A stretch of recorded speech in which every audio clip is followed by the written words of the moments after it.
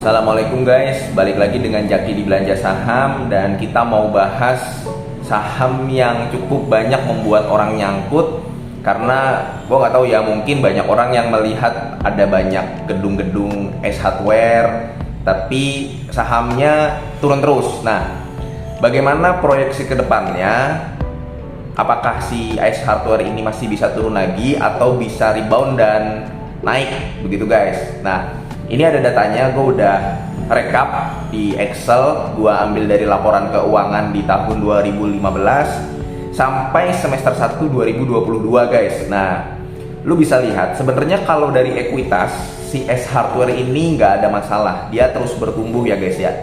S Hardware ekuitasnya terus bertumbuh, bahkan untuk asetnya sendiri di tahun 2022 semester 1 itu ada 7,3 triliun. Nah, yang jadi masalah apa nih guys? Kan S Hardware ini ada jualan produk perbaikan rumah, produk gaya hidup, sama mainan ya. Lu kalau ke S Hardware biasanya nemu mainan bisa buat anak-anak juga, tapi jumlahnya nggak besar. Tetap yang penjualan pemasukan terbesarnya adalah dari produk perbaikan rumah. Nah, sekarang kita mau bahas kenapa si S Hardware ini turun terus sahamnya dan apakah akan lanjut turun. Lu bisa lihat guys, sebenarnya puncaknya S Hardware itu sendiri kalau dilihat dari laba bersihnya itu besarnya itu pada di tahun 2019, kemudian di tahun 2018. Justru pas pandemi ini S Hardware pemasukannya tinggi guys, pemasukannya tinggi, tapi pada saat tahun 2022 semester 1 laba bersihnya sayangnya itu hanya 200 miliar guys. Nah, sebenarnya kalau misalkan dilihat dari laporan keuangannya yang seperti ini, data seperti ini, gua bisa menyimpulkan bahwa S Hardware berpotensi untuk lanjut turun. Jadi lu jangan menganggap saham yang memang udah turun jauh itu udah mentok guys, itu udah dalam sehingga dia berpotensi rebound. Enggak. Kalau berdasarkan data ini guys ya, ini laba bersih terendah loh guys dalam 5 tahun terakhir, bahkan dia baru mencatatkan laba bersih 200 miliar. Bahkan di tahun 2016 aja itu 700 miliar. Artinya kan setengah tahunnya 2022 itu kalau dilihat dari data ini masih lebih buruk daripada tahun 2017-2016 guys, yang itu bahkan belum puncaknya. Nah, makanya kenapa gue bisa mengatakan saham S Hardware ini berpotensi untuk melanjutkan penurunan.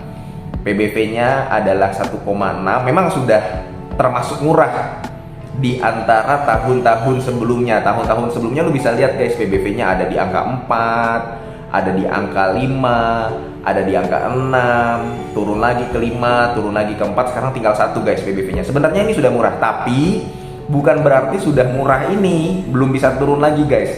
S Hardware menurut gua bisa turun lagi kalau dilihat dari laba bersihnya, dari laba usahanya pun dia menurun. Untungnya S Hardware ini liabilitasnya kecil, jadi dia kecil kemungkinan untuk pilot atau bangkrut. Hanya saja sahamnya ini bisa lanjut turun kalau dilihat dari laba usaha, laba bersihnya, dan dari kinerjanya.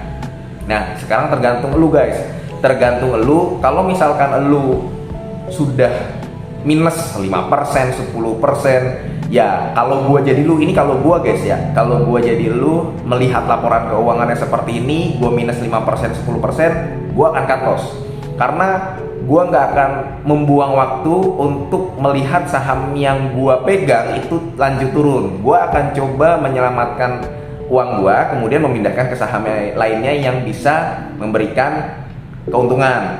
Kalau gua jadi lu di kerugian 5-10%, tapi gua lihat memang ada beberapa yang udah rugi 50%, udah rugi 40%, 20%. Nah, gimana kalau misalkan kerugiannya udah cukup dalam, floating loss-nya udah cukup dalam, ya kembali ke lu guys. Kalau gua jadi lu, gua akan hold aja karena memang ini perusahaan gak jelek. Perusahaannya gak jelek, hanya karena kinerjanya sedang turun saja, makanya harga sahamnya turun.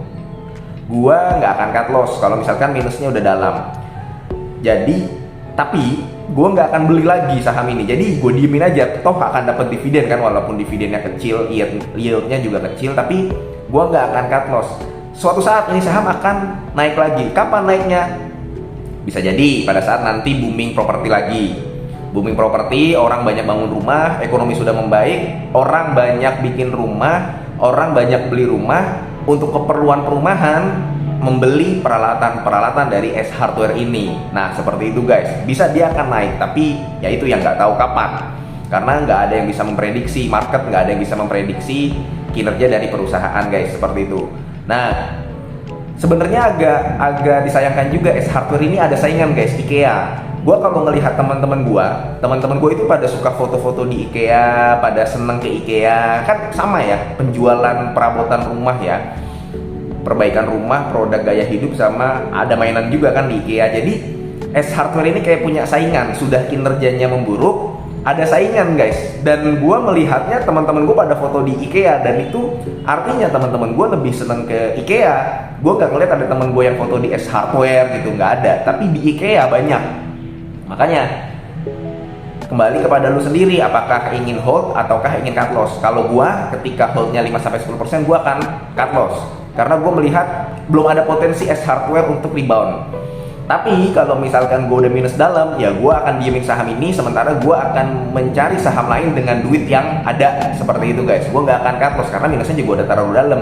Dan ini biasanya dirasakan oleh saham-saham yang nyangkut di kayak Unilever, Sido muncul, itu banyak yang nyangkut di harga pucuk guys. Ya kalau udah terlalu dalam, mau bagaimana? Didiemin aja, ntar juga dapat dividen, tapi bisa jadi nanti akan naik kembali. Murni karena penurunan kinerjanya guys, penurunan laba bersih, seperti itu. Nah sekali lagi ini bukan ajakan jual atau beli, semuanya tergantung lo, keputusan investasi ada di tangan masing-masing. Kita akan ketemu di video selanjutnya ya guys ya. Wassalamualaikum warahmatullahi wabarakatuh.